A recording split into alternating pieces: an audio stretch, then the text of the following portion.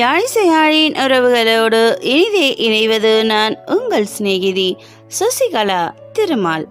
இன்றைய பதிவில் நாம் 63 நாயன்மார்களில் ஒருவரான திருமூல நாயனார் பற்றித்தான் காணவிருக்கின்றோம். கைலாயமலை சிவபெருமான் உமாதேவியருடன் அமர்ந்து உலகை காத்து கொண்டிருக்கும் இடம். பெருமானின் முக்கிய காவலர்களுள் முதன்மையானவர் நந்தி பெருமான். அங்கு பல்லாயிரம் சிவயோகியர்கள் இருந்தனர். அவர்களுள் முக்கியமானவர் சுந்தரநாதர்.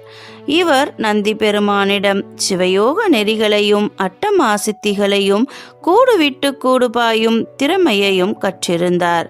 இவருக்கு பூலோகத்தில் பொதிகை மலையில் தவமிருக்கும் குருமுனிவர் அகத்தியரை சந்தித்து பேச வேண்டும் என்ற ஆவல். இதை பற்றி நந்திதேவரிடம் கூற, சென்று வா என்று அனுமதியளித்தார் நந்திதேவர். கைலாயத்தில் இருந்து பொதிகை மலை வந்த சுந்தரநாதர் அகத்திய முனிவரை சந்தித்து அவரிடம் பல யோகங்களை கற்றார். பின்னர் சிவதலங்களான திருக்கேதாரம், சிவ கைலாசம் வழியே திருக்காலகத்தியை அடைந்து காலத்திநாதனை தரிசித்துவிட்டு மேலும் பல தலங்களை கண்டுவிட்டு உமையால் கன்றின் வடிவம் கொண்டு தவமிருந்த திருவாடுதுறை வந்து அங்கு தினமும் சிவனாரை வணங்கி வந்தார். சாத்தனூர் சோழவள நாட்டில் அமைந்துள்ள அருமையான ஊர். திருவாடுதுறையை ஒட்டி தென்புறத்தில் உள்ளது. அவ்வூரில் இடையர் குலத்தில் பிறந்தவன் மூலன். சிறு வயதிலிருந்தே மாடுகளை மேய்ப்பதே அவனின் குலத்தொழில். அவனிடம் மாடுகள் மிகவும் அன்பாக இருக்கும். இவனுக்கு கட்டுப்பட்டு ஒவ்வொரு மாடும் நடக்கும். அவனுக்கு திருமணமாகி குழந்தைகள் இருந்தன. ஒரு நாள் மாடுகளை மேய்த்து கொண்டிருந்த போது அவனுக்கு மரணம் நேர்ந்தது. தன் மேய்ப்பன் இறந்ததை அறிந்து அவைகள் அவனை சுற்றி நின்று அழுது கொண்டிருந்தன. சில மாடுகள் அவன் உடலை நாவால் வருடி கொடுத்தன. சில அவன் உடலை சுற்றி சுற்றி வந்தது. சில மாடுகள் தன் மேய்ப்பனை காப்பாற்ற யாராவது வரமாட்டார்களா என்று குரல் கொடுத்தன. திருவாடுதுறையை விட்டு சாத்தனூர் வழியே சென்று கொண்டிருந்த போது காவிரி ஆற்றங்கரையோரம் மாடுகளின் அழுகையை அறிந்த சுந்தரநாதர் அவைகளின் துயரத்தை போக்க மாடுகளின் அருகே சென்றார். மூலன் இறந்து கிடந்ததை கண்டு தன் உயிரை அவனுக்கு கூடுபாயும் முறையில் கொடுத்துவிட்டு மறைய அவன் தூங்கியவனைப் போல எழ மாடுகள் மகிழ்ந்தன. மாடுகளை அதனதன் தொழுவத்தில் அடைத்துவிட்டு வேற்று உயிராயிருக்கும் தான் குடும்ப வாழ்க்கைக்கு தகுதியற்றவன் என்பதை உணர்ந்து ஊர் பொதுவிடத்தில் அமர்ந்தான்.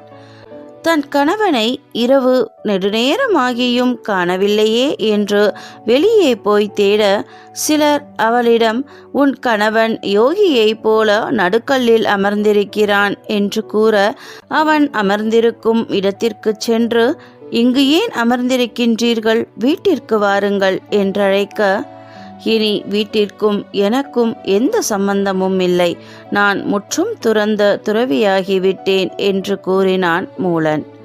என்ன, துறவியாகிவிட்டீர்களா? என்ன பேசுகிறீர்கள் என்று பதற்றத்துடன் கேட்டாள் அவள். நான் சிவயோகியாகிவிட்டேன். எனக்கு இனி எல்லாமே சிவபெருமான் தான். நீ உன் வாழ்க்கையை பார்த்துக்கொள் என்று அவன் கூற அழுது கொண்டே வீடு திரும்பினாள் அவனது மனைவி. மறுநாள் ஊர் பெரியவர்களை அழைத்துச் சென்றாள். மூலன் யோகியைப் போல துறவியைப் போல பற்றற்ற நிலையில் அமர்ந்திருப்பதை கண்டவர்கள் மூலனின் மனைவியை பார்த்து, அம்மணி, இனி உன் கணவன் சிவதுறவி, குடும்ப வாழ்க்கையை விட்டு மிக நீண்ட தூரம் சென்று விட்டான். உன் வழியை நீ பார்த்துக்கொள் என்று கூற அவள் அழுது கொண்டே வீடு திரும்பினாள். மூலன் திருமூலரானார். அவர் காவிரி ஆற்றங்கரையை வந்தடைந்து தனது உடலை மறைத்து வைத்திருந்த இடத்தை தேட உடலை காணவில்லை. எல்லாம் சிவன் செயல் என்பதை அறிந்து திருவாடுதுறை வந்தார். இறைவனை தரிசித்தார். பெரிய அரச மரத்தடியை தனக்கான இருப்பிடமாய் உருவாக்கி கொண்டார். அந்த மரத்தடியில் தலைகீழாய் சிரசாசனத்தில் நின்று வருடத்திற்கு ஒரு பாடலாக 3000 பாடல்களை 3000 வருடங்களால் எழுதியுள்ளார். இந்த 3000 பாடல்கள் திருமந்திரம் என்ற பெயரில் தமிழ் இலக்கியத்திற்கு அணியாக திகழ்கிறது. அட்டமாசித்திகள், சிவமந்திரம், மருத்துவம், வாழ்க்கை முறைகளை சொல்லும் சூத்திரங்களாக திருமந்திரம் அமைந்துள்ளது.